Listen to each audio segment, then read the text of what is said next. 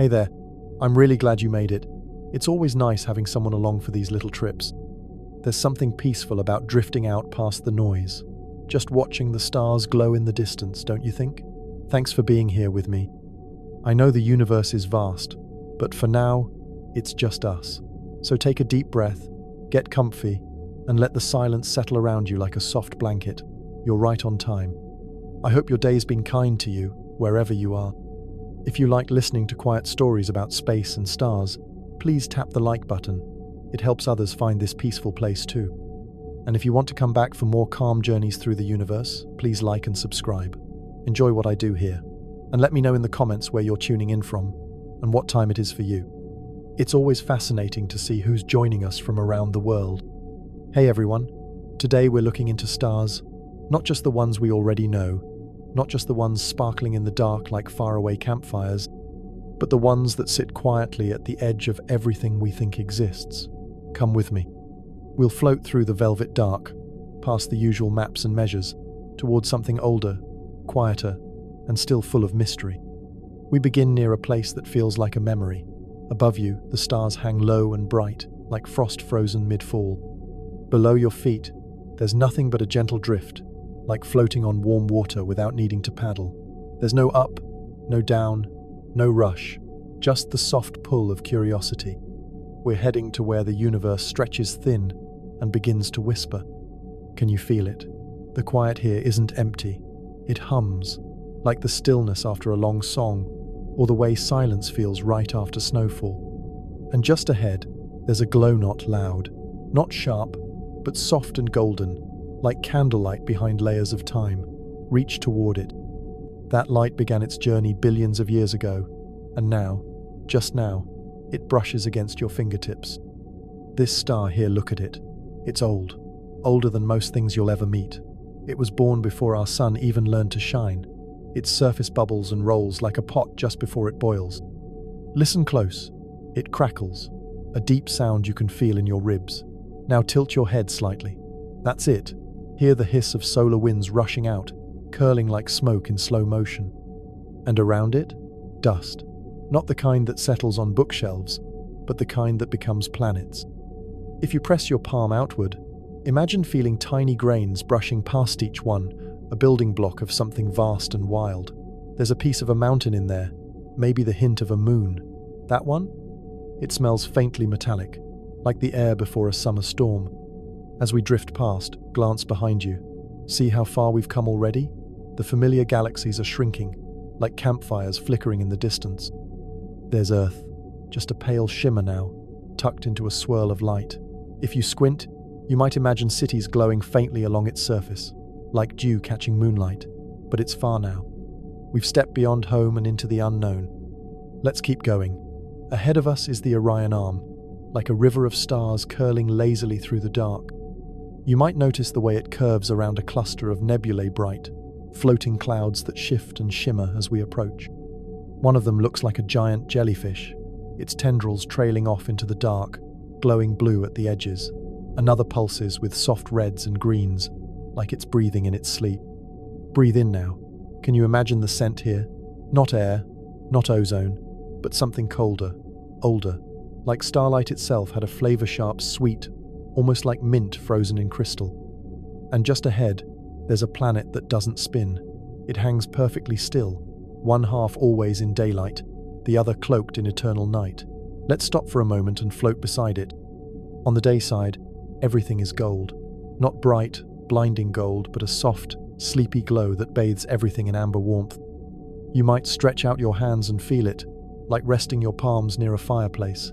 The air here would be still if there were air at all. Rocks jut from the surface like broken teeth, but there's beauty in the stillness. Now shift with mellets, glide to the night side. Suddenly, the warmth vanishes. It's so cold, your breath would freeze before you could see it. The stars here feel closer somehow, pressing in like curious eyes. One of them flashes a tiny burst of blue. A message maybe, or just a sneeze from some distant giant. Either way it reminds us, even in the quiet, the universe is alive. Let's push forward again, past this planet, beyond the nearest stars, past the ones even telescopes strain to glimpse. We're reaching the edge of the Laniakea supercluster now. That's where our local neighborhoods of galaxies end. Everything up to now? That's been just one tiny branch in a much bigger tree. But here, the branch is thin. The space between galaxies stretches wider. It feels colder here, not just in temperature, but in age. Still with me? Good. Hold on to that curiosity. Let it carry us further. Ahead, you'll see a galaxy so far it looks like a smudge of light. It's turning slowly, like a dancer caught mid-twirl. Watch how its arms unfurl, graceful and slow. There's a calm to its motion, like it knows it's being watched. Reach toward it. Let your fingers pass through the edges. It feels like mist and memory, soft and nearly gone. And now, we drift into the intergalactic dark. Fewer stars, more stillness. The silence here is deeper. You might feel it settle on your skin, like dust you can't quite brush off. But it's peaceful, not scary. The kind of quiet that listens, not the kind that forgets. Up ahead, something flickers. It's not a star this time. It's the light of the cosmic microwave background, a glow left over from the beginning of everything. Can you believe that? We're touching echoes now. Old ones. Light that's been on the move for nearly 14 billion years. Still bouncing, still warming the edges of what is. Brush your hand through it. Feel the faint pulse. That warmth is older than time as we know it. It's the glow from the baby universe, still echoing like laughter down a hallway. Listen. Maybe you'll hear it. And just beyond this, well, that's what we came to see. The edge. Not a wall, not a cliff, more like the horizon. The farthest we can see, not because nothing lies beyond, but because light hasn't had time to reach us yet. It's like standing at the edge of a lake at night. You know there's more out there, but the dark is too deep to see through. But we can imagine it, can't we? So here we are, right at the brink of everything we can see. Beyond this point, the light hasn't reached us yet. It's not that nothing is there, it's just that the universe hasn't had enough time to send its light across the vast ocean of space into our eyes. That faint shimmer we just passed, the cosmic microwave background that's the oldest light we can detect. It's been traveling for over 13 billion years, and it's cold now, very cold. Just a few degrees above absolute zero, but it's everywhere, like a quiet memory wrapped around the entire sky. Now let's drift closer. Look out and imagine the edge like a soft blur where sight fades into imagination. The universe is expanding, yes, but not into anything. That's the strange part. Space itself is stretching. There's no outside to rush into its space itself that's growing bigger between the galaxies. That's why the most distant galaxies aren't just far away, they're racing away from us faster than we can chase them. Some of those galaxies, they're moving away at such speeds that their light will never reach us. Ever. Not in a trillion years. The space between us is stretching faster than the light can cross it. Those galaxies are still out there, twirling and shining, but they've effectively vanished from our universe. Let that settle in for a second. We are surrounded by light we will never see, stories we will never read, and stars that have already fallen past the curtain of visibility. Now take a deep breath and look left. Feel that faint hum? That's not your imagination. That's the relic heat of the Big Bang still whispering through time. Not hot anymore, just barely warm. Scientists have measured it to be around 2.7 degrees Kelvin. If you had a perfect radio antenna, you could tune into it like static, echoing from every direction. Now turn your attention forward. Ahead lies what we call the observable universe. It's huge, about 93 billion light-years across. Yes, even though the universe is only around 13.8 billion years old. That's because the space between objects keeps expanding even while the light is traveling. Light we're seeing now started its journey billions of years ago when the galaxies were closer, but by the time it got to us, the space in between had stretched so the edges are farther than you'd think. You might wonder what happens beyond the observable part. What lies past that horizon? Well, maybe more galaxies. Maybe a mirror of this one. Maybe nothing at all, or maybe everything. That's the thing, we don't know. But the math patterns we see in the cosmic background, the shapes of distant clusters, they suggest the universe is flat on the largest scales, not curved like a ball, not closed like a circle, flat, and that might mean it goes on forever. Let's glide now past a supercluster, the Hercules Corona Borealis Great Wall. Sounds like something out of a myth, doesn't it? But it's real, or at least, it's real, as far as our measurements say. It's one of the largest known structures in the universe, a ribbon of galaxies stretching for 10 billion light years. It takes up a twelfth of the known universe. Imagine that. Just a strand of light and gravity so vast you could lose hundreds of Milky Ways in its folds and not even notice. And speaking of the Milky Way, look behind us again. It's tiny now, just a fuzzy smear. Our entire solar system is nestled inside one of its spiral arms, like a grain of dust hidden in a swirling sea of stars. It takes the Sun about 230 million years to orbit the center of the Milky Way once. That means the last time we were in this exact spot, Earth didn't even have dinosaurs yet. Now tilt your body slightly and feel that rush.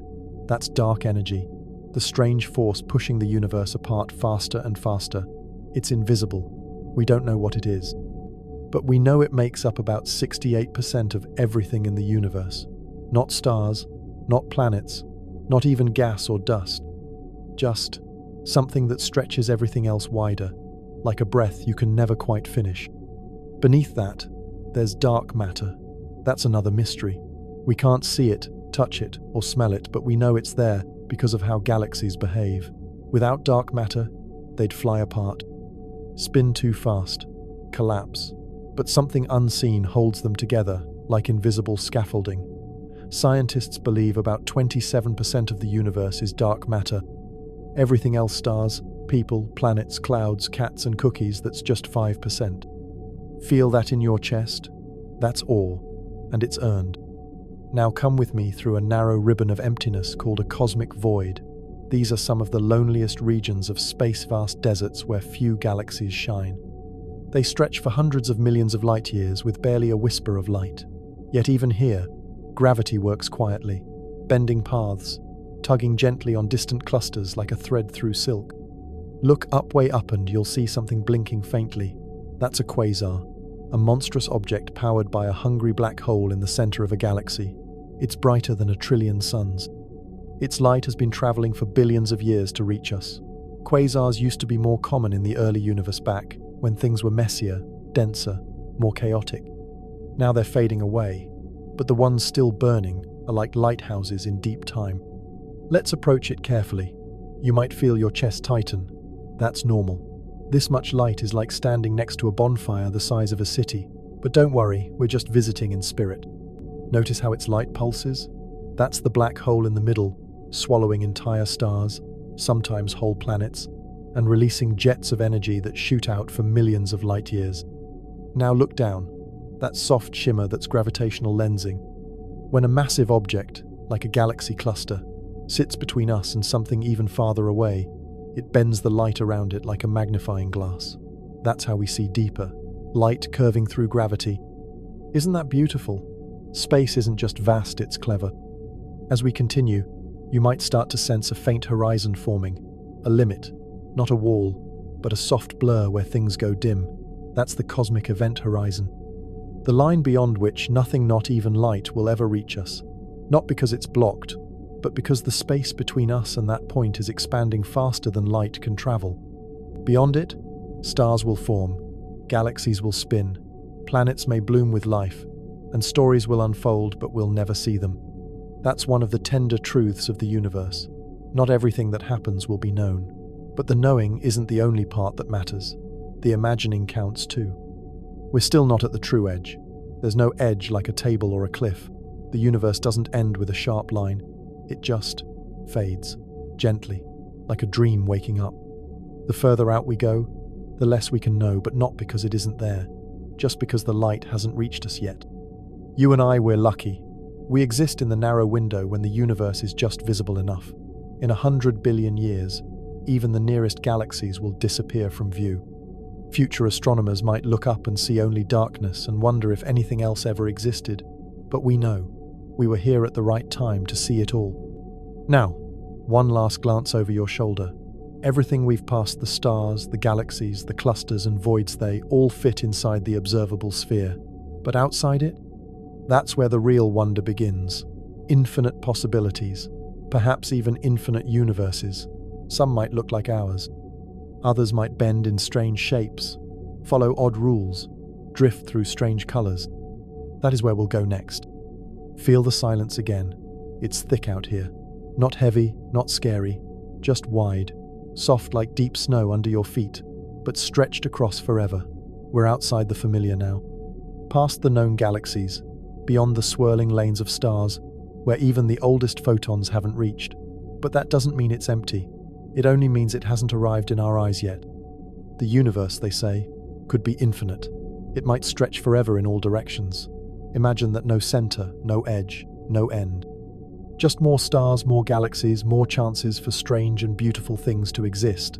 It's hard to picture, but you're doing great. Keep floating with me.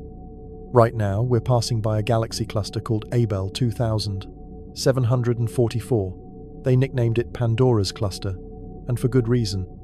It's actually a mashup of several galaxy clusters that collided together over millions of years. The result? A tangled web of galaxies and dark matter so enormous that its gravity bends and twists the space around it. You might see some light bending strangely here. That's not your eyes playing tricks. That's real lensing, caused by gravity itself. You might notice a galaxy shaped like a smile, or maybe a teardrop. That's light from something behind the cluster, warped around like it's been painted on a curved mirror. Space isn't flat. Not here. It flows and folds and stretches like dough in a baker's hands. Listen, can you hear that faint hum again? That's not a sound in your ears, but a whisper in your thoughts. It's the pull of structure forming. Gravity working slowly, pulling galaxies into groups, groups into clusters, clusters into vast walls. The largest structures we've ever found are not things but patterns, webs, sheets, filaments. We call it the cosmic web. Let's zoom out for a moment. Picture the universe like foam. Galaxies gather along the edges like soap bubbles clinging together. In between are vast void-shug spaces with almost no galaxies at all. These are not small. Some are hundreds of millions of light years across. Imagine a sphere so wide that it would take light, a thing that moves faster than anything else, hundreds of millions of years, just to go from one end to the other. And yet that sphere is almost empty. Now lean in close to one of those filaments. Here, galaxies sit like jewels strung along invisible threads. Each one a city of stars. Each star a potential sun. Each sun possibly holding worlds. And each world? Who knows? Let's glide into a spiral galaxy, one not too different from the Milky Way. Look at those arms curling outward, bright, beautiful, alive with starbirth. Hear that? That low, slow sigh? That's the sound of hydrogen clouds collapsing, the first step in making stars. It's like the universe breathing in, preparing to exhale a new sun. Reach out your hand. Feel that warmth?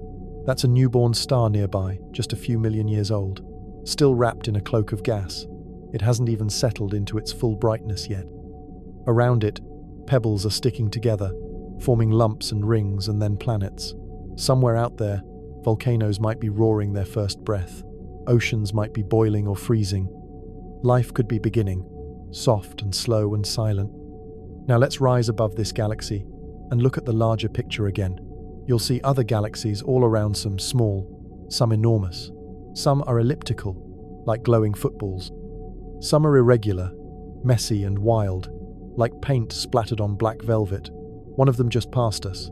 That's Messier 87. Inside its core is a black hole so big, it makes ours look like a marble. It was the first black hole we ever managed to photograph. Remember that orange ring of light? That's it. And here's a fun fact. Black holes aren't actually holes. They're places where matter is packed so tightly that nothing, not even light, can escape. The gravity is too strong, but they're not empty. They're full of mass, of energy, of twisted space and time. Some sit quietly, others roar with the fury of falling stars. The biggest ones live in the hearts of galaxies, helping shape their hosts. Let's slip past one now. Feel that tug? That's the black hole's gravity stretching space around it. But don't worry, we're safe. We're observers, not participants. Still, you might feel the time slow down a little here. That's real. Near black holes, time moves differently. If we hovered close enough, we could watch the universe outside, race ahead, while we barely moved at all. Let's drift on. Way out here, we've passed the point where many galaxies have already redshifted into invisibility. Redshift is what happens when the universe expands and stretches the light traveling through it. The farther something is, the more its light is pulled toward the red end of the spectrum. Eventually, it disappears from visible light altogether. That doesn't mean it's gone, just hidden from our eyes. And that's happening more and more. As the universe expands faster, more galaxies slip away from us forever. Every second, more light crosses the boundary it can never return from. The observable universe shrinks in a sensor node, because space is getting smaller, but because more of it is leaving our view. Now picture this. One day, far into the future, the only galaxy left visible to us will be our own. The rest will be gone from sight. That's not science fiction. That's the natural course of cosmic expansion. In 100 trillion years, the universe may be cold, dark, and silent. Stars will stop forming. Black holes will dominate. Even atoms might eventually decay. But not yet. Not today. Today, we still have stars. Let's visit one more. Look, there's a red giant, swollen and glowing. It used to be a star like our sun, but it ran out of hydrogen in its core. Now it burns helium instead. Soon, it will shed its outer layers and leave behind a white dwarf, a hot, dense core no bigger than Earth, but heavier than the sun. That white dwarf will cool for trillions of years, slowly dimming into blackness. Eventually, it will become a black dwarf, something we've never seen, because the universe isn't old enough for them to exist yet. That's the thing about time. Out here, we don't just travel through space, we travel through futures. Let's take a breath together. The edge of the universe isn't just a place, it's a moment, a boundary in time, a memory, and a future all at once. We can't reach it with our ships, we can't send messages past it, but we can feel it in the silence, in the darkness, in the endless possibility of what might lie beyond. Let's keep moving. Let yourself drift. It's quiet out here, but not silent in the way a closed door is. This is the kind of quiet where your thoughts start to float too. The stars blink gently as we pass, some alone, others in tight families. Behind us, galaxies swirl like faint pinwheels left to spin forever. Ahead, more darkness, more wonder. Look over there. See that pale glow coming from nothing? That's a nebula. It's made of dust and gas, leftovers from ancient stars. Some call them the nurseries of the cosmos. Others just say they're beautiful, and they are. That one's called the Helix Nebula. It looks a bit like an eye, doesn't it? But it's not watching us. It's just there, expanding softly, cooling slowly. The remnants of a star that once burned hot, now whispering itself back into space. Reach out and imagine running your fingers through that haze. You wouldn't feel anything. Even though it stretches across light years, it's thinner than any vacuum on Earth. But the colors, those soft reds and greens and blues, they're real. If your eyes could see the right wavelengths, this place would glow like stained glass. Now let's tilt ourselves upward though, really. There's no up in space, just direction, motion, possibility. Far above, a galaxy is colliding with another, not crashing like cars on a highway, but moving through each other like dancers, slow and graceful. The stars rarely hit. There's just too much space between them. But the gas clouds, they crash. They fold and spark and ignite. And from that chaos, new stars are born. Can you feel the energy from that birth? Tiny pulses of warmth on your cheeks, like standing near a hidden fire. That's the force of gravity sculpting light from chaos. These galaxies will merge, twist, and become one larger galaxy, ugly for a while, then beautiful again. Look to your left, see that faint ribbon of light? That's not a galaxy. It's something older. That's the cosmic microwave background, a soft afterglow of the very beginning. It's not warm now, just a few degrees above absolute zero.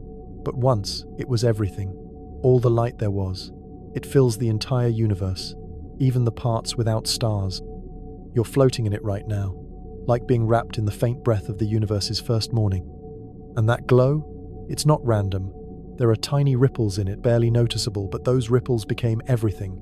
Galaxies, stars, planets, you and me. If you close your eyes and just float, you can almost hear it. A soft whisper behind all the louder things. The leftover heartbeat of the cosmos. Let's travel farther. Way out here, things get weirder. We're in a region some call the cold spot. It's a place in the background glow that's slightly cooler than the rest. Some scientists think it might be a supervoidal enormous patch of space with fewer galaxies. Others wonder if it's a clue to something bigger, stranger, maybe a sign that another universe bumped into ours. Maybe just a wrinkle in the cosmic quilt. Either way, it's real, and you're here to witness it. Keep floating with me. Now you might be feeling a little dizzy. That's okay. The human brain isn't built to handle distances like this. We're moving past structures that stretch over hundreds of millions of light years. If we pause time right now and dropped a pebble, it would fall forever without hitting anything. You might start to notice the pattern. The farther we go, the older the light we see. It's like we're peeking back through history, frame by frame, picture by picture. The galaxies are younger now, more chaotic. Their arms aren't smooth, their centers are wild. Some are full of new stars, others still forming their first. Over there, that's GN's 11. It's one of the oldest galaxies we've ever found. The light from it started traveling toward us over 13 billion years ago. When it left, the Earth didn't exist. Neither did the Sun. That light has been moving through space for longer than time has had names. Think about that for a moment. You're looking at something that happened before our world even formed. You and I, sitting here, floating quietly through the black, are watching ancient events as if they're happening now, because for light, they are. Let's glide just a little closer. Notice how small that galaxy looks. It's not just the distance. Galaxies back then were smaller in general, more compact, often messy, still assembling themselves. Imagine watching a city being built while it floats on the wind. That's what we're seeing. You might wonder, how do we know all this? We don't guess. We listen. Telescopes like Hubble and James Webb don't just take pictures. They listen to light. They decode it. Every flicker, every curve, every stretch tells a story about distance, about time, about heat and age. Light is our time machine. Let's go even further. We're now approaching the edge of the observable universe. Not the edge of everything, just the furthest place light has had time to reach us from. Beyond this? Who knows? More stars? Other universes? Endless dark? We're not sure. But right here, right now, we're standing floating, really on the farthest shore of our cosmic ocean. Light from this edge is nearly 13.8 billion years old. But here's a twist. Because the universe has expanded so much since that light left, the galaxies that sent it are now more than 46 billion light years away. That's the effect of expansion. The shore keeps retreating, even as we sail toward it. Feel that gentle pull in your chest? That's the wonder of being so small in a place so vast, and yet still part of it. Let's stay here a while. No rush. Out here, the stars grow thin, the galaxies fade into shadows, the silence grows deeper, but the mystery, it burns brighter. We don't know what lies past this. Not yet. But maybe one day, someone will know. Maybe they'll look back on this moment, two travelers in thought, floating together, and smile. Now take a breath. You've made it far, and we're not done yet. We're still at the edge, the observable edge, that is. But don't worry. The journey doesn't end here. No edge is ever truly the end. It's a pause, a breath, a moment before the next unknown. And the unknown? It stretches out before us like a sea of velvet, dark and unbroken, just waiting to be imagined. Beyond this point, light hasn't had time to reach us, not yet. The space is still there. It exists. But the photons from those places are still on their way, traveling across time, sailing through expansion. And that means we're not seeing the universe as it is now. We're seeing it as it was, always in the past. The farther we look, the younger the universe becomes. Right here, at this edge, it was just a baby. Let's drift closer. At this distance, we're surrounded not by galaxies, but by warm plasma. It's everywhere. The early universe was so hot, so dense, that atoms couldn't even form yet. Light bounced off free-floating electrons, scattering in every direction. No stars, no planets, just heat and noise and potential. And then, suddenly, a moment of clarity. Roughly 380, 0 years after the beginning, something changed. The universe cooled just enough for atoms to form, mostly hydrogen, some helium, and in that instant, light broke free. That light those ancient photons share, the same ones that make up the cosmic microwave background we passed earlier. That moment is called recombination, and it's the oldest light we'll ever see. But even before that, something more mysterious happened. Let's go there now. Close your eyes. Imagine the universe not expanding but inflating suddenly, rapidly, faster than the speed of light. That's cosmic inflation. A moment so brief, it makes a blink feel like eternity. During that fraction of a second, the universe went from smaller than an atom to the size of a galaxy. Just like that. Poof. What caused it? We don't know. Some theories point to quantum fields, others to hypothetical particles. But whatever it was, it left behind tiny quantum Ripplestony fluctuations in energy that later grew into galaxies, the seeds of structure. From nothing but quantum jitter came everything. And before that? We don't know. That's where the map ends. Our physics stops working. Time and space themselves were born in that moment we call the Big Bang. But was it a bang? Maybe not. There was no sound, no explosion, just the sudden appearance of space and time, expanding from an impossibly dense state. But now imagine this. Some theories suggest our universe may not be the only one. Out past our cosmic horizon, beyond what we can ever see, there might be other universes. Some like ours, some wildly different, more dimensions, different physics, maybe no stars at all, maybe only stars. This idea is called the multiverse, and while we can't test it directly yet, the math makes room for it. If inflation happened once, it could happen again and again. Bubbles inside bubbles, like foam on a sea we can't ever cross. Look at us tiny minds floating on a beam of thought, pondering entire realms we'll never touch. But let's return for a moment. Back to something close, familiar. Do you remember Earth? That small blue swirl of ocean and cloud, somewhere far behind us now. Let's reach back with a thread of memory. That planet spins in a calm little solar system, just one of billions in the Milky Way. And our galaxy? It's moving too, falling slowly into the gravity of a larger neighbor, Andromeda Galaxy. In 4 billion years, the two will merge, not crash, not break, just blend. Stars will swing around each other like fireflies at dusk. The sky will change, but Earth, if it's still there, might see Andromeda grow bigger and brighter each night until the two become one, Milkomeda. Our future sky could be ablaze with new stars. Back to the present. Let's fly near some rogue planets. These are worlds without stars, drifting alone through space, cold, dark, and silent. Some were flung from their systems during planetary migrations. Others may have formed alone. From collapsing gas that never quite ignited, they outnumber stars, billions of them, wandering endlessly. Some might have oceans under thick ice. Some might have atmospheres warmed by radioactive decay. Some could even hold life. We don't need a sun to exist, not always. Look farther now. We're passing near a quasar. It's blinding, bright as 1 trillion suns, but tiny by comparison. It's a supermassive black hole at the center of a young galaxy, devouring matter and shooting jets of energy across space. We're safe, but the light is dazzling. These things are lighthouses from the ancient universe's signposts from billions of years ago. Some quasars are older than the stars in our galaxy. Think about that. Now breathe again. The light dims. We're passing into a quieter stretch. Here, galaxies are fewer. The filaments thin out. But even here, even in the great cosmic voids, there's something. A hydrogen atom, drifting alone for 1 million years before it meets another. Gravity pulling faintly, always working, always sculpting. And now, listen carefully. That sound in the distance? A soft, rhythmic echo? That's the slow decay of particles we've never seen with human eyes. Neutrinos, ghost particles, passing through everything including us by the trillions every second. They're relics from the Big Bang too. We barely notice them, but they're everywhere. Messengers from the beginning. You've floated far, past stars, past galaxies, past everything we've ever named.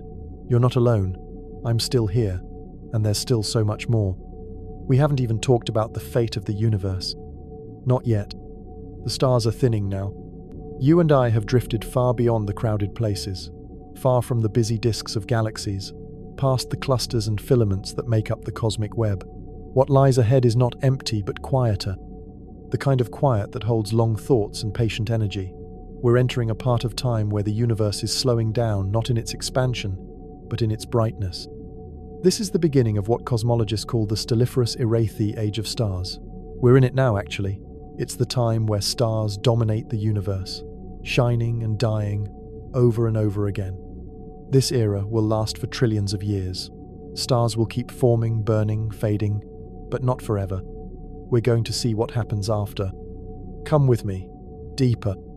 Right now, stars like our Sun are fusing hydrogen into helium. That fusion gives off light, warmth, life, but hydrogen is finite. Even the largest stars, the ones that live fast and burn hot, will run out of fuel. The small ones, the red dwarfs, they'll burn for trillions of years, quietly, steadily, patiently. Let's watch one now. See that dim red flicker? That's a red dwarf. It's smaller than the Sun, just a fraction of its size, but it's stable, long-lived. It won't flare or go supernova. It will just hum with soft heat for hundreds of billions of years. If there were a planet here, its skies would glow dark crimson, days would last weeks, time would feel stretched out, soft and slow. Eventually, though, even red dwarfs will fade. Their fusion will stop, their warmth will go silent. They'll become black dwarfs' invisible remnants, still warm, slowly cooling, losing their last light atom by atom. But black dwarfs don't exist yet. The universe isn't old enough. It'll take quadrillions of years before the first ones truly go cold. Let's float forward again. Further still. Time is stretching. Stars are rare now. New ones can't form. Why?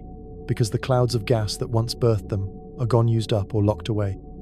The only things left are white dwarfs, neutron stars, black holes, and the slowly fading glow of memory. We pass a white dwarf, small, hot, dense, the remnant of a once bright star. It's no larger than Earth, but heavier than the Sun. Its surface glows faint blue, like ice that remembers fire. Over eons, it will cool and fade. No more fusion, just a slow descent into darkness. Nearby, something moves. Not a star, not light, it's gravity, a neutron star, the collapsed core of a supernova. A teaspoon of its matter weighs more than a mountain. Its magnetic fields crackle with silent storms. Some spin rapidly, pulsars beaming radiation across the void, like lighthouse signals. Others are still, sleeping, waiting. But even they will fade. Over the next quintillion years, gravitational dances continue. Dead stars orbit one another. Some fall into black holes. Others are ejected from galaxies, sent drifting forever through the expanding night. And black holes they remain. They grow, slowly, silently. Every collision adds to their mass. Even light cannot escape them, but they aren't eternal. Come closer. We're watching a supermassive black hole now. It once sat at the heart of a galaxy, devouring stars, twisting space-time. Now the galaxy around it has faded. It's alone, but it still pulls, still waits. Over unimaginable timescales, black holes will begin to evaporate. This process is called Hawking radiation. It's slower than anything we've ever measured. A black hole the size of the Sun will take 10 -1 years to evaporate. A supermassive one? Maybe 10 new Kiers. That's a Google years. A number so large you could write zeros until the heat, death, and still not finish. But eventually, they'll go poof, gone in a final flash of particles. Then what's left? The degenerate era. No light, no stars, no warmth. Just black dwarfs, cold neutron stars, and scattered atoms. The universe is vast, still expanding, still moving.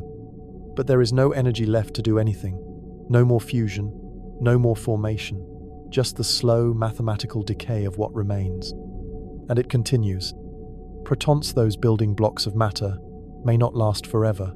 Some theories suggest they decay, turning into energy over trillions of years. It hasn't been observed, but the math is there.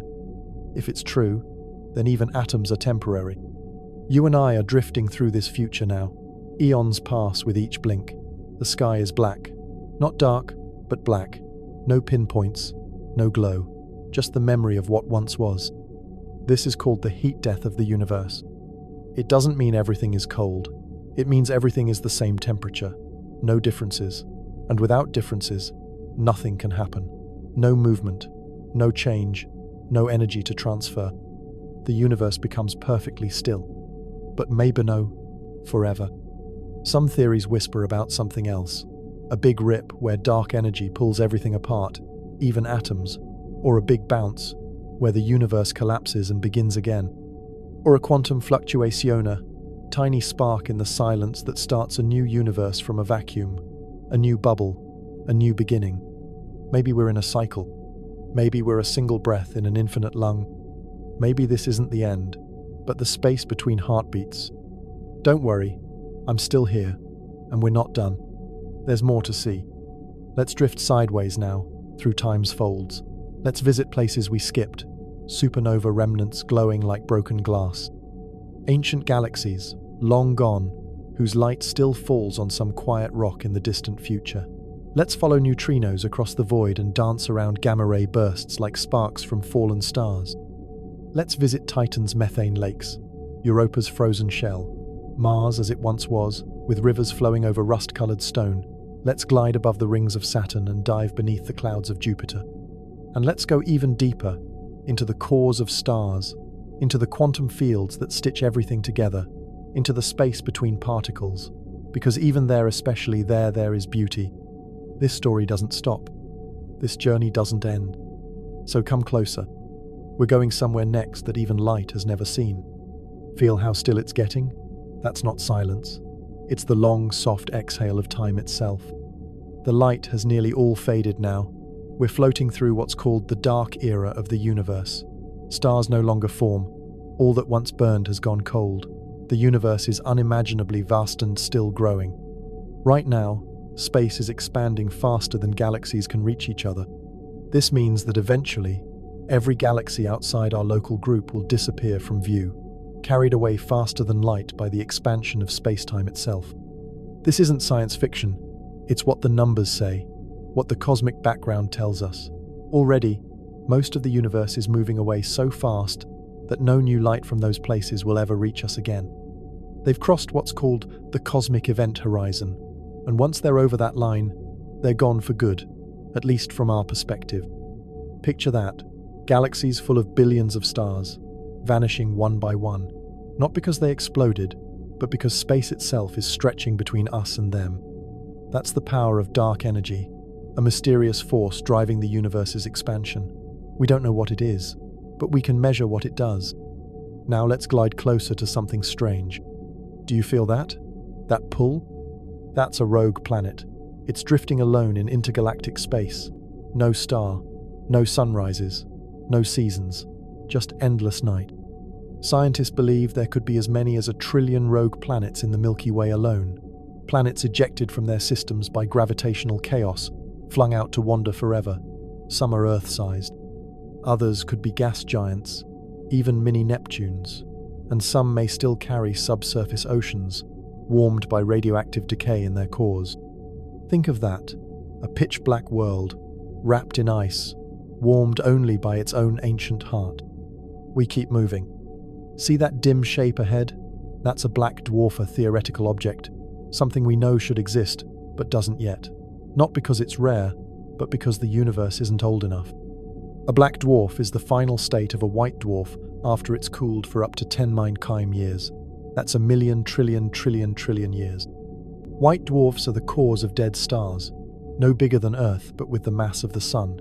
They no longer burn fuel, but they still glow from leftover heat. Over unimaginable time, they cool into black dwarf scold, inert and invisible in the darkness. And once they form, something else strange might happen.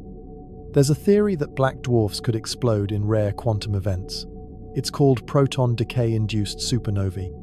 Imagine that, a dead, dark star that suddenly flashes one last time, eons after everything else has faded. Now look to the side. There, on a much vaster scale, are the remnants of galactic collisions. Long ago, galaxies like the Milky Way collided with others. This is a normal part of galactic life. Our own Milky Way is expected to merge with the Andromeda Galaxy in about 4 billion years. When they do, stars won't crash into each other. Space is too vast. But gravity will pull the galaxies into a new shape, likely, a giant elliptical galaxy. The sky of future Earth, if Earth survives, will be filled with blazing arcs of stars. For a while, things might even get brighter, but then, like all things, it will fade again. Now feel that tremble in the void. We're approaching something massive. A primordial black hole, maybe. These are theoretical black holes formed right after the Big Bang, not from stars, but from high-density regions collapsing on themselves. Some could be the size of mountains with the mass of planets. Others could be microscopic, evaporating even now. If they exist, they could explain dark matter, the invisible mass that makes up 85% of the matter in the universe. But we don't know. Not yet. All we have are clues: gravitational lensing, orbital anomalies, and whispers from the cosmic microwave background. Speaking of that, let's tune in for a second. The cosmic microwave background is CM-bis, the oldest light in the universe. It's a faint glow left over from when the universe was just 380 years old. That's nothing compared to today's 13.8 billion years. This light fills all of space. It's uniform, but not perfect. Tiny fluctuations in the CMB helped shape the galaxies and stars we see today. We can't see it with our eyes, but scientists have mapped it, and what they've found is astonishing. The seeds of all structure, written in a soft wash of ancient photons. Want something even older? Let's drift back, way before stars, before atoms. In the first microseconds after the Big Bang, the universe was a sea of quarks and gluons. Temperatures were over 1 trillion degrees Celsius. There were no protons, no neutrons, just raw ingredients. As it cooled, quarks combined into hadrons, which eventually became atomic nuclei, all within the first 3 minutes. 3 minutes, and the stage for everything: stars, planets, you and me, was already set. Now we move forward again. Faster this time. The last stars are long gone. The last black holes have evaporated, and still, the universe expands. Nothing new forms, but quantum physics tells us that empty space is never truly empty. Particles can pop in and out of existence briefly, unpredictably. Some theories suggest that a quantum fluctuation in this vacuum could trigger a new Big Bang, a new universe. Not inside this one, but alongside it, a branching multiverse. It's called eternal inflation, the idea that our universe is just one bubble in an infinite frothing sea, and there may be more. The cyclic model says that the universe expands and contracts forever, rebirthing itself over and over. The Big Rip theory says that dark energy may grow stronger with time, eventually tearing galaxies, stars, and even atoms apart. No one knows which is true. But the beauty is this: even in silence, even in the end, the universe may still surprise us. So let's keep going. There's always one more ripple to follow, one more echo to hear, one more place to visit. Do you feel how cold it's gotten? Even the silence feels older out here. It's not just quiet, it's hollow, stretched thin like fabric pulled tight across time itself. Every footstep, if we could take one, would echo in the kind of stillness that hasn't known a single whisper in billions of years. And yet, stay with me now, if you close your eyes, you might hear something soft. It's not sound in the way we know it. It's more like pressure on your thoughts, the distant hum of decayed photons. You're brushing against the faint background glow of the cosmic neutrino background, older even than light itself. These ghostly particles, called neutrinos, were released just 1 second after the Big Bang. They pass through your body by the trillions every second. They don't touch, don't stop. They rarely interact with anything at all. But they are here, and they have always been here. The universe was born singing in neutrinos. Let's keep drifting. Now reach out your hand. There's something close, feel that buzz. That's Hawking radiation, the last breath of a dying black hole. When black holes slowly leak energy, it's this strange radiation they give off. It's named after Stephen Hawking, who proposed that black holes aren't eternal after all. They evaporate. That glowing speck ahead? That's not a star. It's the final moments of a primordial black hole, possibly no larger than a mountain, vanishing into the void after billions of years.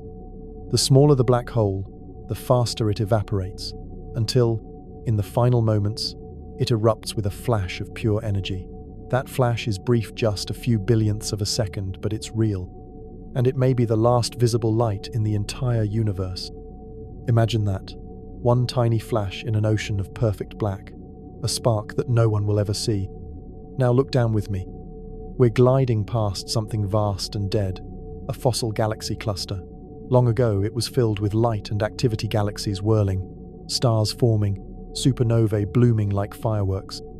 But now, only its dark matter scaffolding remains, invisible but still there, holding the bones of its former self together. Clusters like this contain hundreds or even thousands of galaxies.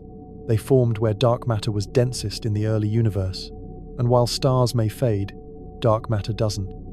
It exerts gravity, guiding the shape of what's left. Though we can't see it directly, we know its fingerprint is written in the orbits of galaxies, in the bending of light, in the quiet structure of everything. Let's go deeper now. The edges of the observable universe aren't sharp. They're a fogger limit of what light has had time to reach us. You and I can only see about 46 billion light-years in every direction, even though the universe is just 13.8 billion years old. Why? Because space itself is expanding. It's not that the light is slow, it's that space keeps growing underneath it. Like dots drawn on the surface of a balloon as it inflates, galaxies drift apart, not because they're flying, but because the fabric between them stretches. This is why most of the universe is already unreachable. The light from those distant places will never reach us, no matter how long we wait. But that doesn't mean they're gone. They still exist right now beyond our cosmic horizon. Entire galaxies, stars, planets, civilizations maybe, places we'll never see. The universe is likely infinite. Our view is just a tiny scoop out of a much bigger soup. Now pause here with me. Let's turn around and look behind us. See that misty glow far in the distance? That's the last scattering surface, the moment when the universe became transparent. Before that, light couldn't travel freely, it kept bouncing off particles, like a flashlight in a fog. But about 380, 0 years after the Big Bang, things cooled enough for atoms to form. And just like that, the fog cleared. Light could finally move. That's the light we still see today as the cosmic microwave background. It's not just a backdrop, it's a map of time. Tiny temperature differences, just millionths of a degree, show where the seeds of galaxies would form. Slightly denser patches pulled in more matter, leading to the stars and galaxies we now float among. Even the stars had ancestors. Let's follow one of them. That flicker over there? That's a population 3 star. You can't actually see it, no one has, but we know they once existed. These were the first stars ever formed, made almost entirely of hydrogen and helium. No metals, no carbon, no oxygen, just the raw gases from the Big Bang. They were giants hundreds of times more massive than the Sunand. They lived fast and died young, exploding in supernovae that seeded the universe with heavier elements. Without them, there'd be no carbon for our cells, no iron in our blood, no oxygen in our air. You and me, we're made of stardust. That's not poetry, it's chemistry. Let's slow down here. Watch how the darkness begins to shimmer again, not with stars, but with possibility. Here in the deepest parts of time, theories begin to bloom like ideas in the quiet. Some say a new universe could form in a random quantum fluctuation. A tiny ripple in empty space might inflate into a whole new cosmos. This could happen anywhere, anytime. It might be happening now. It might have already happened an infinite number of times. Other ideas say our universe will keep expanding forever, getting colder, thinner, emptier. That's called heat death, a final state of maximum entropy, where all energy is spread out and no work can be done. No stars, no life, no movement, just quiet. But don't be sad, because we're still here, together, floating in the quiet, exploring the edge, the shape, the story of it all. And as long as there's curiosity, yours or anyone else's, there's still light, even in the dark. Feel that shift? It's like we passed through a curtain of cool nothingness. But there's always something here, even in the deepest dark. Dust, radiation, invisible fields. And you and me together, still drifting further from the warmth of the early universe. If you hold still for a moment, you can sense the shape of the cosmos changing. The further we go, the slower time seems to feel, not because of clocks, but because there are fewer events to notice. No star births, no novas, just the occasional murmur of dark matter collapsing into silence. Reach out, feel that? That's the residue of a gravitational wave, still echoing faintly through the void. These are ripples in space-time, caused by massive things moving violently, two black holes spiraling into each other, or neutron stars crashing together. In 2015, we detected one for the first time. It came from two black holes merging 1.3 billion light-years away, and it stretched and squeezed Earth by the width of a proton, and yet we felt it. Now imagine the ones we missed. Every second, the universe is ringing like a bell struck by invisible hammers, and we're just now learning how to listen. Let's move closer to one of those events. They're a collapsed remnant of a neutron star merger. These collisions are unimaginably violent. When two neutron stars spiral into each other, the explosion called a kilonova forges heavy elements like gold, platinum, and uranium. That ring on your finger? That phone in your pocket? The gold and rare metals in them were likely born in the fire of an ancient neutron star crash. Let's float through the debris. It's long cooled now, but the shapes remain tendrils of gas flung out across light years. Some of that gas will one day clump together, forming new stars, new planets. Even in endings, there are beginnings. Feel how the gravity hums near us? That's the pull of something extremely dense. Let's take a closer look. A neutron star, just one the size of a city, but with a mass greater than the sun. A teaspoon of this thing would weigh 1 billion tons. The surface is smooth, but beneath is a sea of neutrons packed tighter than anything else in nature. Some of these stars spin fast up to 700 times per second. They sweep beams of radiation like lighthouses, and when those beams face Earth, we call them pulsars. You can actually hear them, in a way. Their radio pulses sound like rhythmic drumming tick, tick, tick, echoes of a collapsed heart still beating. Now let's rise. Above us is something stranger, a magnetar, a kind of neutron star with a magnetic field 1 quadrillion times stronger than Earth's. If we were within 1,000 kilometers, its magnetism could scramble your atoms. But don't worry, we're far enough to observe without fear. Magnetars are rare. They might form when a massive star collapses just the right way. Occasionally, they erupt in flares more powerful than anything else in the galaxy. In 2004, one burst from 0 light-years away and affected Earth's ionosphere. That's how strong it was from halfway across the galaxy. Now let's slip into quieter currents. You might notice the stars are thinning again. That's because we're gliding between galaxy clusters, vast gaps called cosmic voids. These are the loneliest places in the universe, where galaxies are few and far between. Some voids stretch across hundreds of millions of light years. We used to think these regions were empty, but now we know they hum with dark matter, dark energy, and maybe even intergalactic gas filaments linking the galaxies like threads in a spider web. This is the cosmic web, the largest structure in the universe. Galaxies form at its intersections. The strands, made of hydrogen, stretch across space like faint veins. They feed galaxies with raw material, guiding growth like invisible rivers. Without this web, the universe would be chaos. But with it, everything has shape, structure, rhythm. Let's follow one of those threads. It leads us to a quasar, one of the brightest beacons in existence. Quasars are supermassive black holes feeding on matter at the centers of young galaxies. As gas spirals inward, it heats up and glows brighter than the galaxy around it. Some shine 1,000 times brighter than the Milky Way, and yet they're smaller than our solar system. You're watching the universe feed itself. These quasar winds can blow across galaxies, heating gas, triggering star formation, or shutting it down entirely. They're like galactic weather systems, sculpting everything around them. Some scientists think quasars may help determine how massive a galaxy gets, a kind of cosmic thermostat. Feel the heat on your face? Even now, billions of years later, their energy still radiates. We drift past, carried by ancient momentum. Behind us, everything we've seen, the neutron stars, the ripples of gravitational waves, the darkness of fossil clusters, falls away into memory. Ahead, the stars grow fewer, space stretches more. We're nearing the edge of what we can observe, and beyond it, the edge of what we can know. But the story doesn't end there. Because the universe has always been more than what's visible. Beyond the light, beyond the reach of telescopes, lie ideas, theories, questions as real as planets. Every step we take, even here, is a kind of science, a mix of evidence and wonder. And we are still wondering. Are we alone? Will time stop? Will it start again? What comes after the last photon fades? We don't know, but we're here together, listening. See that shimmer ahead? It's not a star. It's older than stars. It's a faint curtain of hydrogen gas glowing from the heat of the early universe.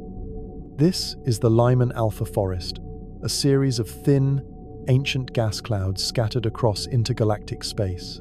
As light from distant quasars passes through these clouds, each one absorbs a tiny bit of it.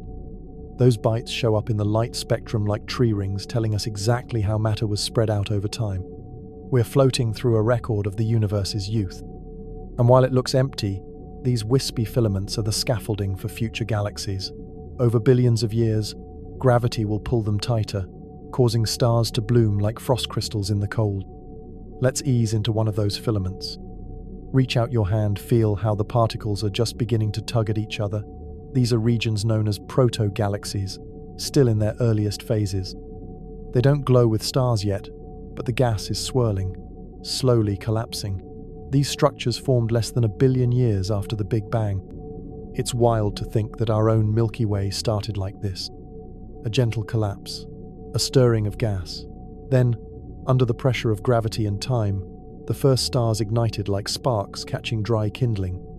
Our galaxy is now around 13.6 billion years old, and yet it still carries the memory of those first fires in its shape, its motion, its faint halo of ancient stars. Let's tilt our heads now. Two up there, see that elongated blur? That's the Andromeda Galaxy, our closest galactic neighbor. It's barreling toward us at about 110 kilometers per second. Don't worry, the collision won't happen for another 4 billion years, and when it does, it'll be more of a cosmic dance than a crash. Stars are so far apart that when two galaxies merge, they usually pass through each other with barely a scratch. Their gas clouds collide and compress, though, triggering bursts of new star formation starbursts that light up entire regions. And eventually, the two galaxies will settle into one, maybe a giant elliptical galaxy. Some astronomers already call the future merger Milkdromeda. And yes, you'll still be able to see it from Earth, just from a different sky. Now let's move beyond the galaxies. What's that flicker in the dark?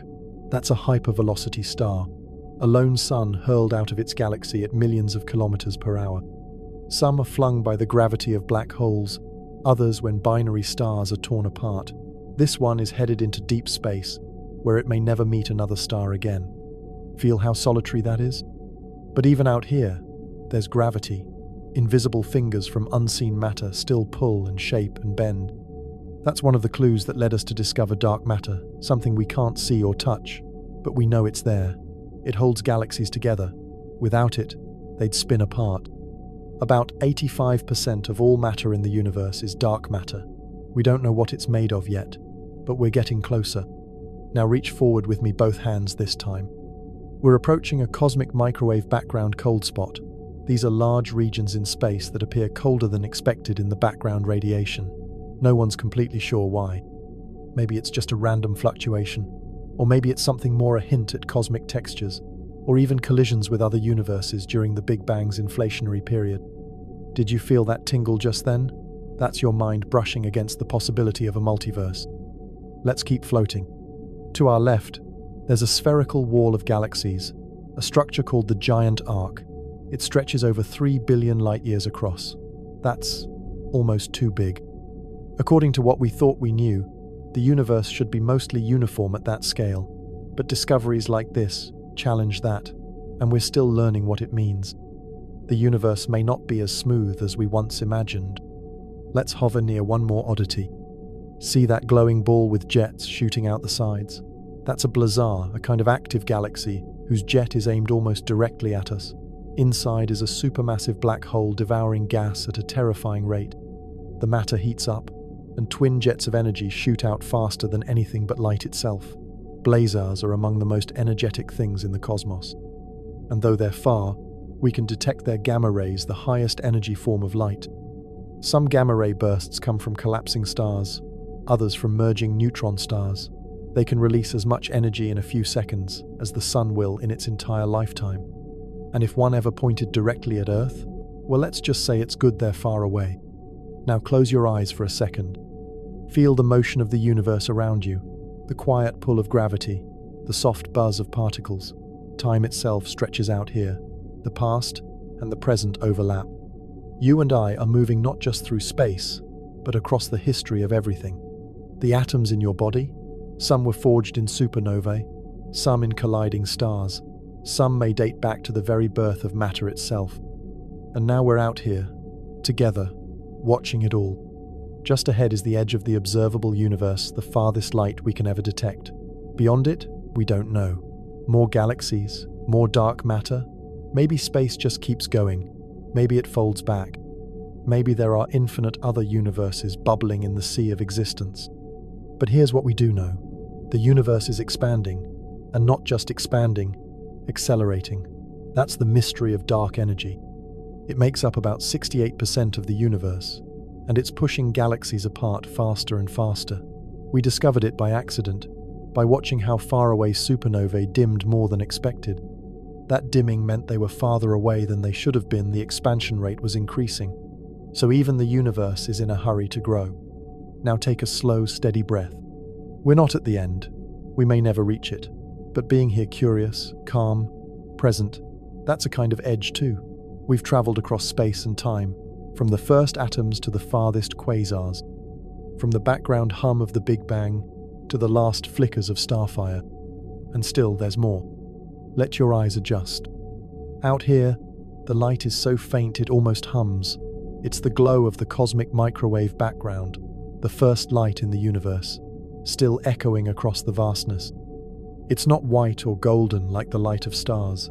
It's ancient, stretched so far by the expanding universe that it's now microwaves, cold, smooth, and even, except for tiny temperature ripples, like fingerprints across the sky.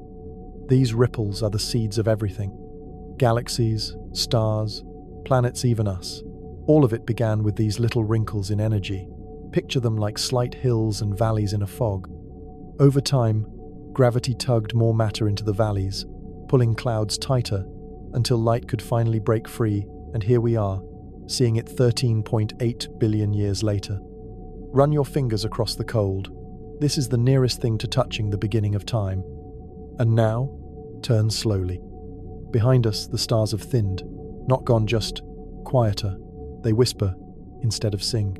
That's because we're nearing the cosmic event horizon, the true limit of what light can reach us. Everything beyond is receding so fast, its light will never arrive, not because it's too far, but because space itself is stretching between us. It's like watching the edge of a dream float further with each breath. And yet, something's moving just ahead. You see it? It's not a galaxy or a star cluster. It's a gravitational lens, a warped region of space where gravity bends light from behind it. Massive things like clusters of galaxies can act like a magnifying glass, curving the light of distant objects into arcs and rings. These are Einstein rings, named after the very idea that predicted them. Reach out, trace one with your fingertip. We're not just seeing the light, we're watching how space itself bends. It tells us about what lies between, even if it's invisible. That's one of the ways we know dark matter is there, not by seeing it, but by watching how it bends the light from things behind it. Let's ease forward. There's something beautiful waiting, a galaxy frozen in time, not because it stopped moving, but because we're seeing it as it was more than 13 billion years ago. The light we see now began its journey when the universe was just a baby. It traveled across time, dodging clouds, weaving through clusters, finally landing here, in your eyes. And now, because you're here, that galaxy has meaning. It's called GN's 11, one of the most distant ever observed. Just a small blur, but it contains stars, heat, dust, maybe even planets. We're not just looking across space, we're watching our own cosmic past. Breathe that in. This far out, things don't behave the way we're used to. Time and space stretch like soft fabric. Galaxies aren't just moving, the space between us and them is growing. Imagine drawing dots on a balloon and then inflating it. The dots don't move on their own, the surface stretches. That's what's happening here. And it's speeding up. This discovery that the universe's expansion is accelerating shocked scientists. It's the work of dark energy, something we still don't understand. It's not a thing like gas or dust. It's a pressure, a push, baked into the fabric of the cosmos. And it means something wild. In the far future, distant galaxies will vanish from view, not because they exploded, but because the light will never reach us. In time, only the galaxies close to us, like Andromeda, and our own will remain visible. Everything else will slip over the horizon forever. But not yet. We're still here, still seeing, still learning. Let's float beside a relic of that early time, a population 3 star, or at least the idea of one. These stars are so old, so metal-free, that we've never actually seen one. They may have been massive, hundreds of times the sun's mass, and burned out quickly, but they were the first, the ones that forged the first heavy elements, setting the stage for everything else. Maybe some still exist, quiet and dark, hiding in distant galaxies. You can imagine it now, a glowing blue giant, pulsing in an empty universe, lighting the way for the stars to come. Now look down. There's something unexpected, a rogue planet, drifting alone in intergalactic space. It's not orbiting any star. It may have been flung from its system by gravity or formed in isolation. These lonely worlds are more common than we thought. Some estimates say there may be more rogue planets than stars. Let's land on it for a moment. The surface is cold, frozen, no sunrise, no sunset, but if it has a thick atmosphere or geothermal heat, it might be warm enough inside. Some scientists wonder if life could survive deep underground in such places, hidden, shielded, quiet. Even out here, life finds a way to be possible. Let's rise again. The planet shrinks beneath us, vanishing into dark. And now we're at the edge. Not a wall, not an end, just a place where light hasn't reached us. The cosmic light horizon. From here on, the universe still exists, but it's invisible. We can only imagine it using math, models, and dreams. What's beyond? More galaxies, surely. More stars. Maybe parts of the universe that look wildly different. Maybe bubbles of space where the laws of physics took a different path. Some theories say there are regions where time flows backwards, others where gravity is stronger, or light has a different speed. It might be that the universe is infinite, or it might loop around itself in a shape we can't yet see, like the surface of a sphere in 4 dimensions. If you flew far enough in one direction, you might come back from the other side. We don't know. But what we do know is this: you're part of it. Every breath you take, every thought, every blink is part of this story. The universe made you from its own dust. It gave you a brain that could wonder, a heart that could feel, and eyes that could look into the dark and still see light.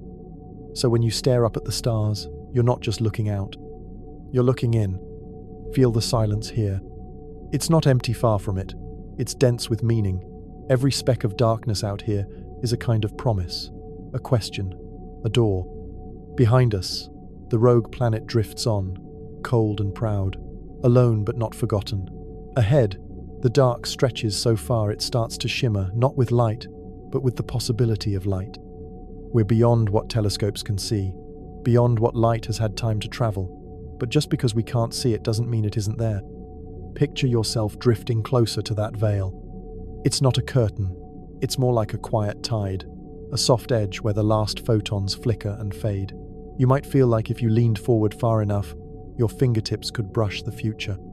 But what you're really touching is the cosmic limit of the observable, the farthest point light could reach us since the very beginning.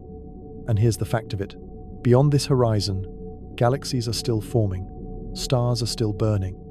Entire civilizations could be out there, living under alien suns, and we'd never know, not because they're too far, but because space itself is carrying them away faster than light can catch up.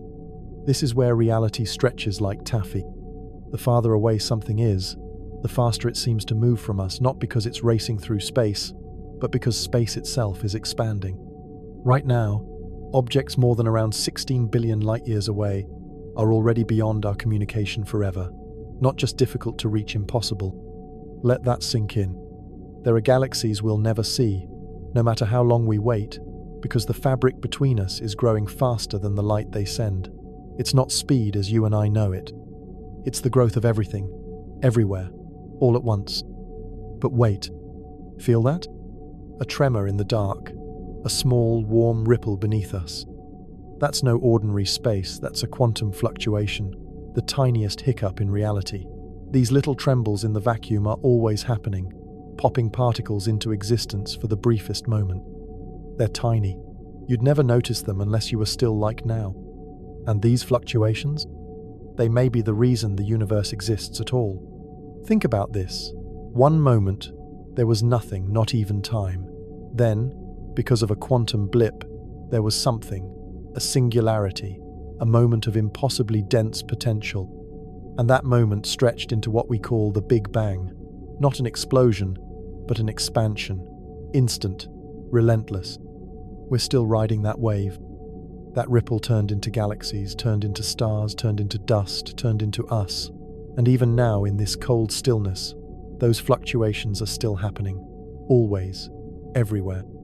That means new universes might be forming even now, just out of reach. Yes. This idea is called cosmic inflation, the thought that our universe is just one bubble in a much larger froth of reality. Beyond our edge, other universes could be blooming. Some may look like ours. Others might be nothing but energy, or silent voids, or places where gravity crushes everything the instant it appears. And still, we drift. You and I, watching the universe breathe around us. Below, something flickers, bright, sudden. That's a quasar, a galaxy with a ravenous heart. At its center is a supermassive black hole, spinning and swallowing matter so fast it shoots out jets of energy that blaze brighter than the rest of the galaxy combined. Quasars are ancient. They tell us that even in the early days, galaxies had wild, powerful cores. Let's move closer. You'll hear it. If you listen, the rumble of magnetic fields, the shriek of X-rays, the furious hum of particles dancing around the edge of the black hole's mouth. But you're safe here, just a traveler, just a witness. Now slowly orbit the edge. And there, can you feel it? Gravity, tugging at your thoughts, bending your sense of time. That's what black holes do. They don't suck like vacuums. They curve the space around them until the path forward loops in on itself.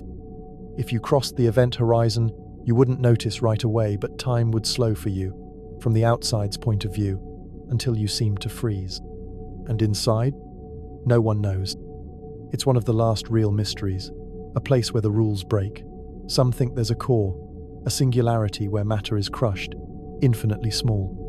Others think black holes might lead elsewhere, maybe to new universes. Maybe they recycle matter. Maybe they record the universe's story, etched in the quantum flutter at their edges. Now feel the pull release. We're drifting again. And ahead is something delicate, a cosmic void, a region of almost nothing. No galaxies, no stars, just the faintest drift of particles. These are real, vast spaces between the filaments of the cosmic web, the great structure of the universe. Galaxies aren't scattered evenly. They gather along invisible lines shaped by dark matter, and in between, these voids stretch for hundreds of millions of light years. Let's glide into one. It's like slipping into a whisper. No light, no motion, just the soft glow of your own thoughts, and the knowledge that you are moving through a place where silence was born. And even here, the facts keep finding us. Did you know the universe has no center? Every point expands away from every other point. So wherever you are, Earth, a rogue planet, here it always feels like the middle. That means you're never lost. You're always in the heart of it. And now, you might feel a tickle. It's a neutrino, a tiny, ghost-like particle passing straight through you. Trillions do every second, born from stars and explosions. They almost never touch anything. But they're real, and they're everywhere, just like the background light, just like you and me, traveling through this moment together. Let's keep going. We'll keep moving until the stars forget their names. Feel how soft the dark becomes. Here, the silence isn't empty. It's velvet. It wraps around your arms and clings gently to your breath. There's a rhythm beneath it, like the deep, slow heartbeat of something vast and ancient. You're floating in a region between galaxies now, a place so quiet it hums. The stars are distant specks behind us, their voices muted by the sheer stretch of space. But look ahead. Yes, there. Just past that shadow ripple. You see it? A shimmer.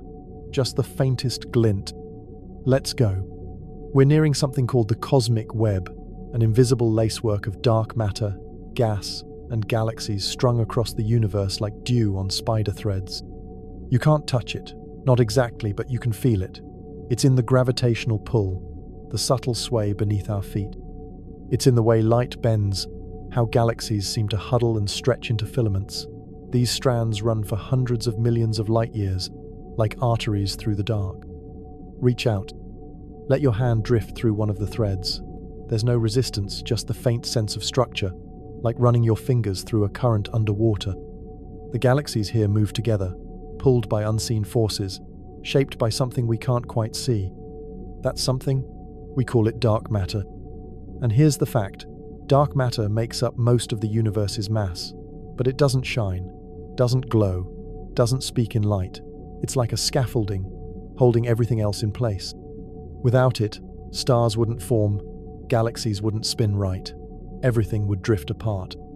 You might wonder how we even know it's here. Watch that galaxy over there, see how it spins. The stars on the edges are moving too fast to stay bound by visible matter alone.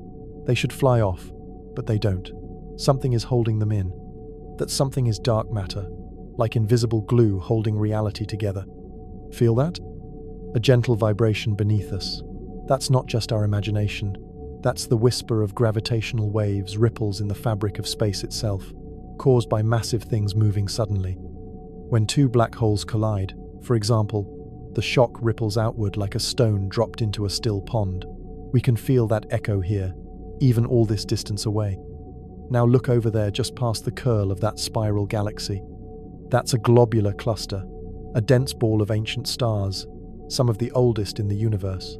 You're seeing stars that are nearly 13 billion years old. Imagine that. Burning ever since the universe was young. Some of them may already be gone, but their light is still traveling, still speaking, still arriving. Lean in. Watch how they sway together, packed so tightly they seem to pulse as one. You could fit tens of thousands of stars in a space just a few light years wide.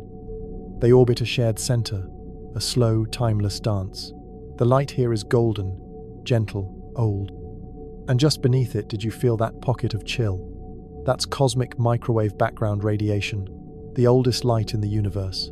It's everywhere, a faint glow left over from when everything began, not from a place, but from a time. When the universe was only 380 years old, it cooled enough for light to move freely. That light is still traveling. We're bathing in it now, always. It's cold, just a few degrees above absolute zero, but it's the first light, the cradle hum of creation itself. Now let's follow that light. Let it lead us towards something quieter, something bigger. We're nearing the edge of the Laniakea supercluster, the vast structure where our own Milky Way resides. It contains over 100,000 galaxies, all flowing together toward a point of gravity called the Great Attractor. No one knows exactly what the Great Attractor is. It's a mystery buried behind the plane of our own galaxy, obscured by dust and stars, but we can feel its pull. You and I, drifting through the current of galaxies, can feel that slow, patient tug. And what's that?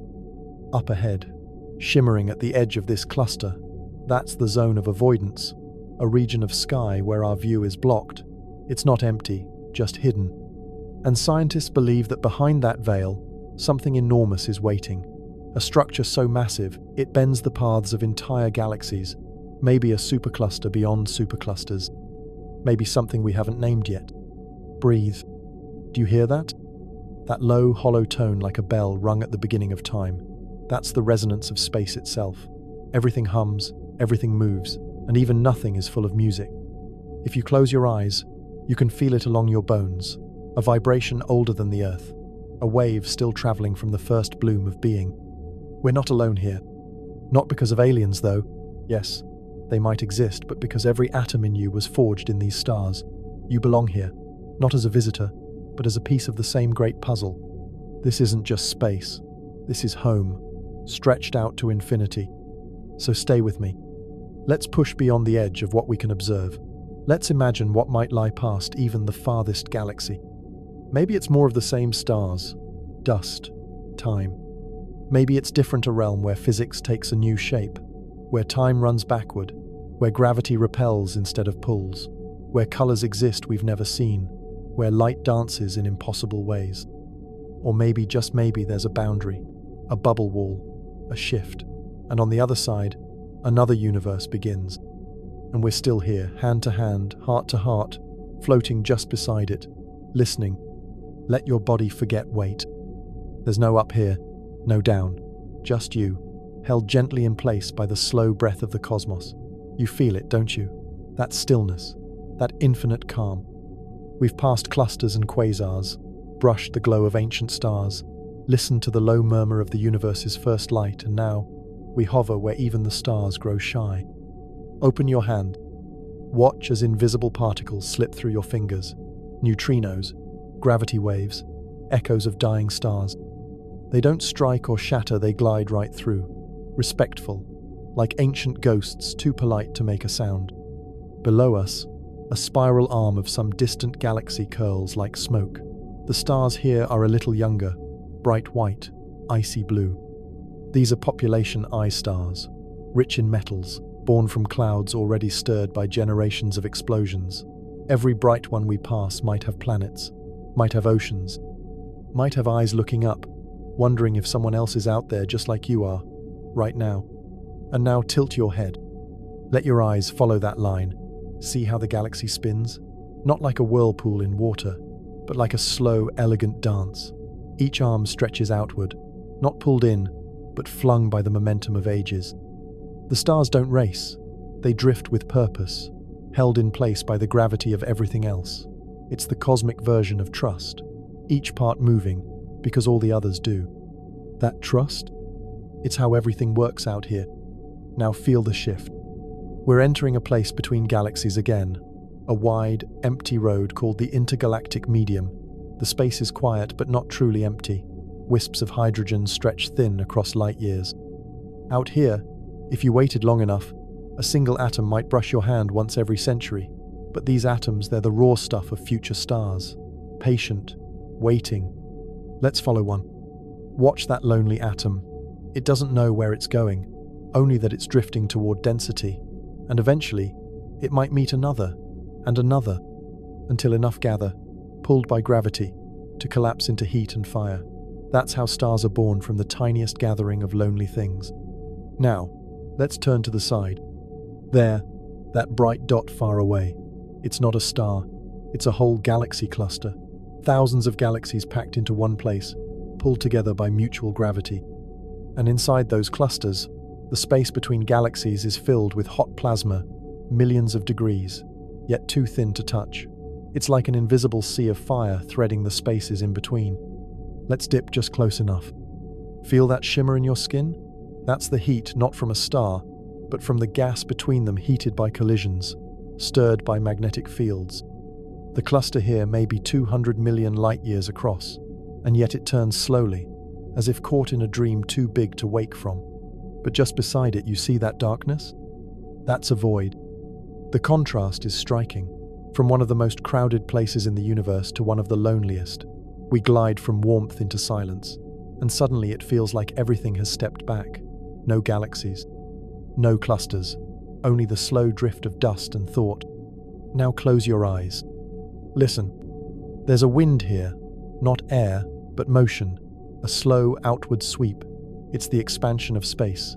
The longer we float, the farther we move from everything else. The space between us and the stars isn't growing because we're moving, but because space itself is blooming open, and the farther something is, the faster it appears to move away. That's why distant galaxies seem to rush from us at impossible speeds. Some are already gone. Not physically, they're still out there, but light from them will never reach us. They've crossed a line called the cosmic event horizon. Beyond that, even if they shine forever, their glow won't ever arrive. The universe is expanding too fast. And we, inside it, are watching lights go out, not because the stars die, but because their light is swept away. Now glance behind you. See those lights trailing us? They look like shooting stars, but they're not. They're memories. Every galaxy we've passed, every quasar, every whisper of gravity, we carry their glow in us now. You've seen them, felt them. You're stitched to the universe by the path you've taken. Let's turn forward again. There at the very far edge of sight, a glow, faint, orange, red, like the last ember in a fire that's almost gone out. That's the most distant galaxy ever observed. It's called GN11, and it's over 13 billion light-years away.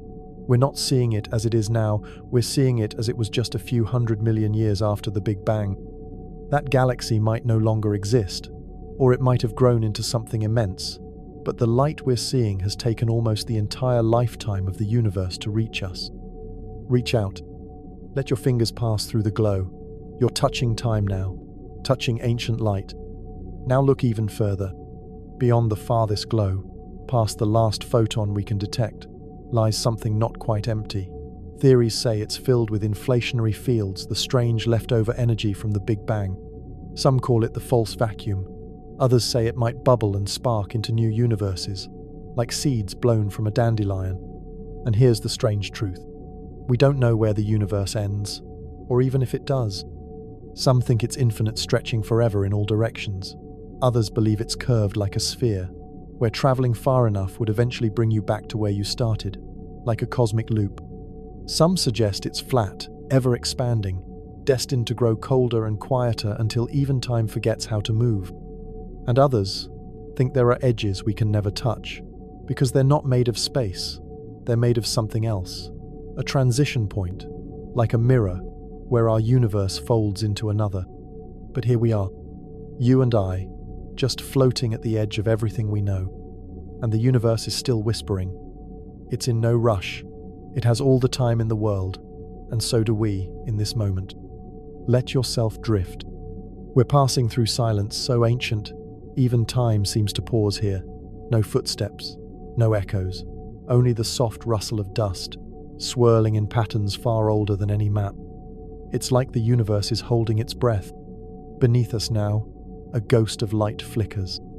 Not a star, not a galaxy, a whisper. What you're seeing is the afterglow of something called reionization, a time when the first stars ever to shine began to burn through the thick, dark fog that blanketed the early universe. Before this moment, the cosmos was filled with hydrogen so dense and cool that light couldn't travel freely. Everything was hidden in a soft, silent murk. But then something sparked. Mass gathered, gravity tightened its grip, and suddenly, stars were born. Not stars like we know now. These were massive, furious giants. Population 3 stars. We call them burning with light, so intense they shredded the darkness. They didn't last long, maybe only a few million years, but they changed everything. Reach out. Let your fingers move through the ripple of that light. It's like touching the memory of fire, like dipping your hand into the first sunrise ever to exist. And now look around you. That warm reddish tint, it's not light from a star, it's from hydrogen, ancient hydrogen, lit up by those first powerful bursts of radiation. The entire universe, at that time, was being lit from the inside out, and we're sailing right through that memory. Feel that hush in your chest? That's the moment before everything we know began to take shape. Now look to your right. There's something shifting, not a star, not a cloud. It's the subtle swirl of gravitational lensing. Imagine space itself as a fabric. When something massive like a galaxy or a cluster sits in front of another object, the gravity from that mass warps space, bending the path of light behind it. And just like that, the background stretches, twists, doubles. You're watching light do the impossible bend like water around an invisible stone. You're seeing the same galaxy from 2 angles at once, maybe 3, maybe more. Isn't that beautiful? A trick of nature, a natural magnifying glass that lets us peer even deeper into the past. Now lean in close. Do you see that faint arc? The one glowing like a silver scar across the stars? That's called an Einstein ring. It's what happens when a galaxy directly lines up behind another. The gravity wraps the light into a perfect circle, a loop of space and time. And you and I, we're watching it happen in real time. Feel that? A soft tug underfoot. That's the universe expanding again, not just from one direction, but all directions at once. The fabric stretches outward, carrying everything stars, light, us away from everything else. And the farther we drift, the faster we move. This is what scientists call Hubble flow, a calm, steady expansion that makes the distant galaxies slide away like lights on a river. You and I, we're part of that river now, floating, not just through space, but with space. Now glance behind us and see the light start to thin. We're approaching what's known as the cosmic light horizon, the furthest edge of what can ever be seen. Beyond this point, light simply hasn't had enough time to reach us. Not yet. Not ever, if the universe keeps expanding like this. But here's something astonishing. Even in this place, where sight ends, imagination begins. And right in front of us, glowing faintly in every direction, is the cosmic microwave background again. We've touched it before, but now we see it in full. It surrounds us completely. A perfect sphere of cold light, stretched thin by age and distance. This is the universe's baby picture. It's only 2.7 degrees above absolute zero, but it's still warm with meaning. Every tiny bump and ripple in its texture, that's where galaxies would eventually form. Each irregular patch, a seed of future suns. And you floating here now are made of the results. Your atoms were cooked in the bellies of those galaxies. Your bones forged from the calcium of ancient supernovae. Your breath, full of oxygen once scattered across the stars like glitter. Let that sink in. You are not just in the universe. You are of it. Now breathe. There's something approaching. Not fast, not loud, but certain. A flicker, a tremble in the dark. We're nearing something vast. A wall of galaxies, an immense collection stretching across 1 billion light-years. It's called the Hercules Corona Borealis Great Wall, one of the largest structures ever found. It's so big, if you could travel at the speed of light, it would take over 1 billion years to cross from one end to the other. Let that number sit with you. 1 billion years. And yet we can see it, trace its outline, feel its presence. It's made of superclusters, connected by gravity, like beads on threads woven by an invisible loom. This is the high architecture of the universe. Look carefully. See how some areas are thick with galaxies like crowded cities in the night, and others are empty, dark, unlit.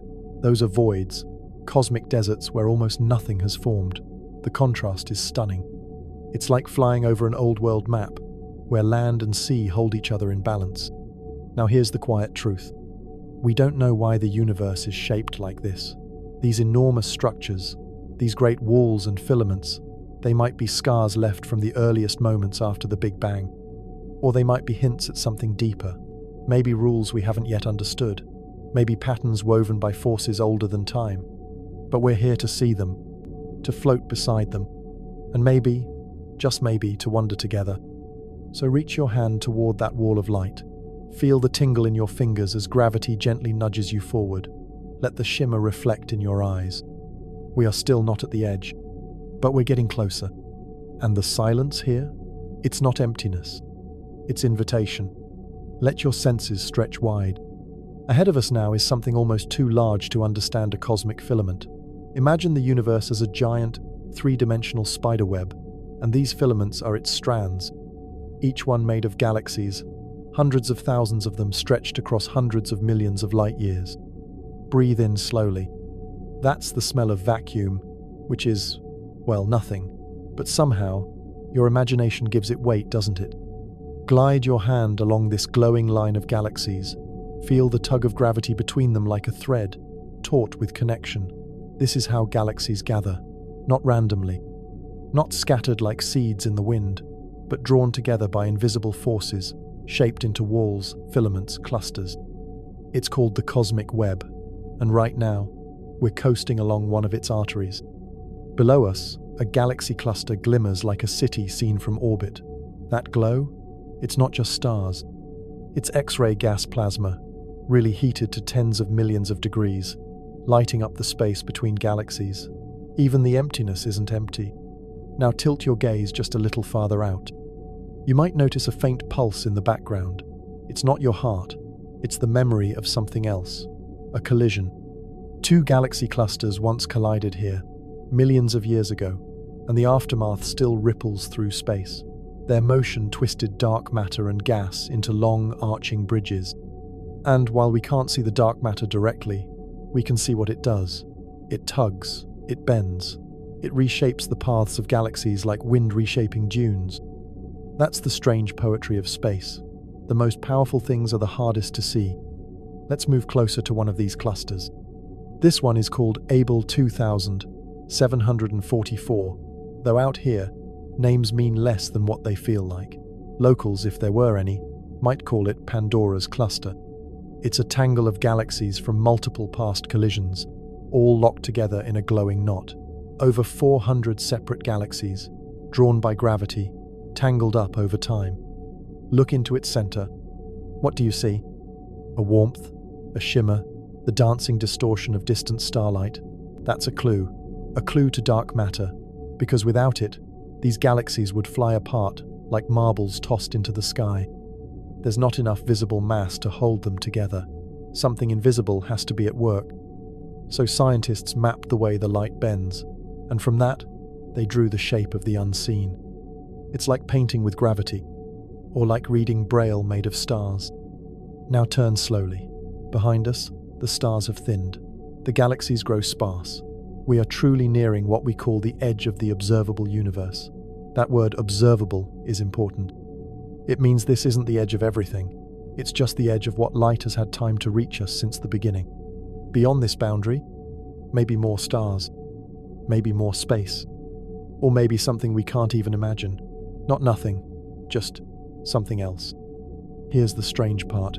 Because of the way space expands, some of the galaxies we can see right now no longer exist.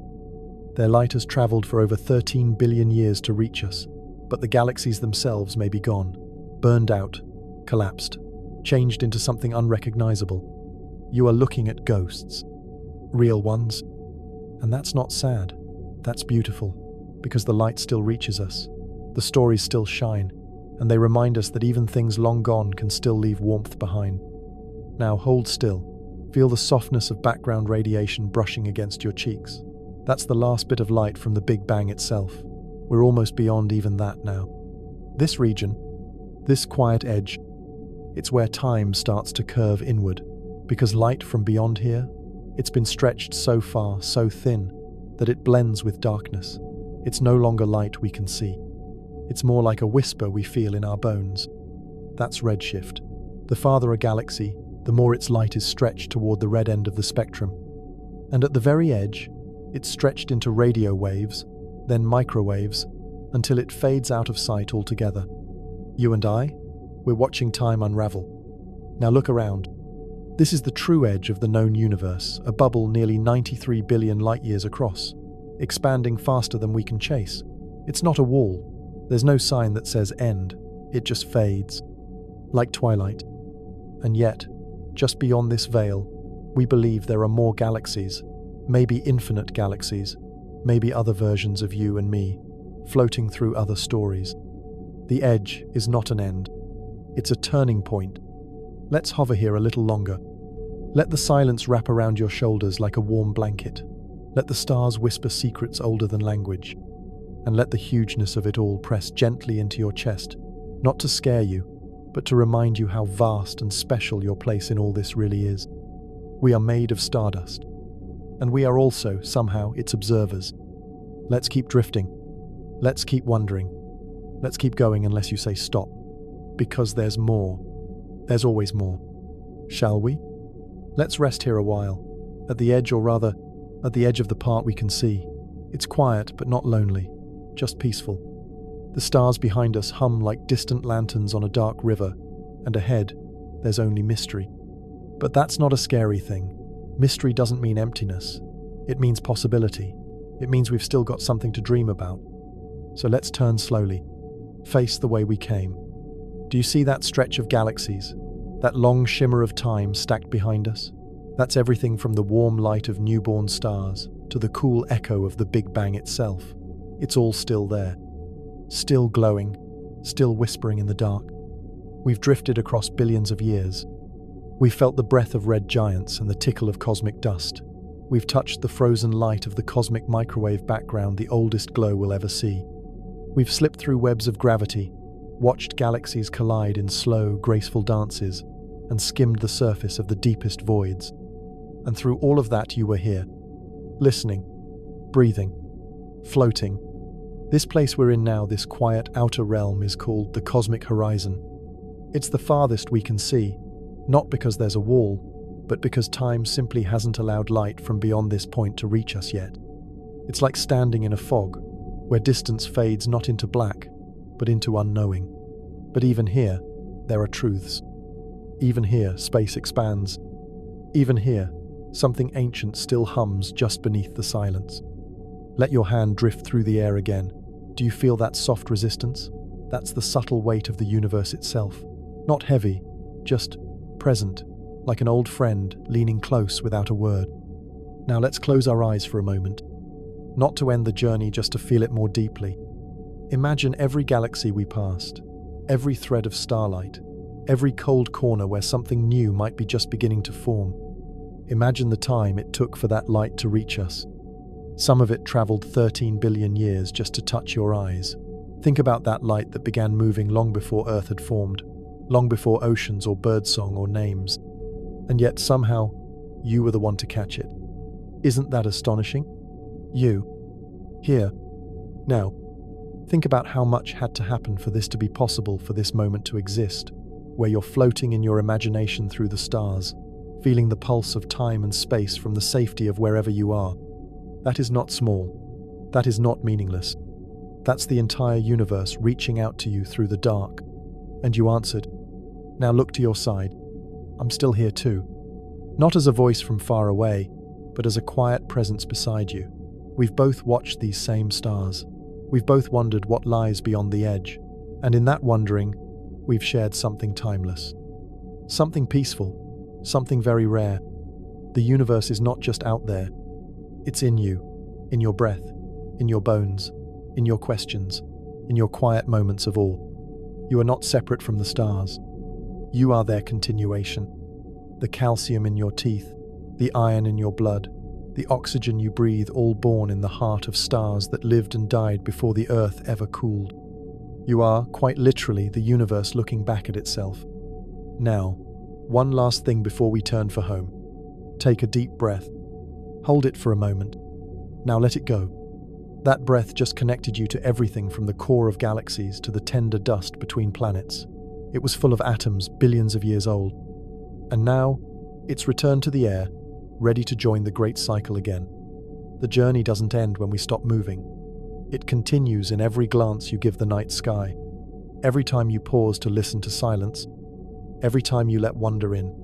We've seen so much. And yet, there's more waiting, always more.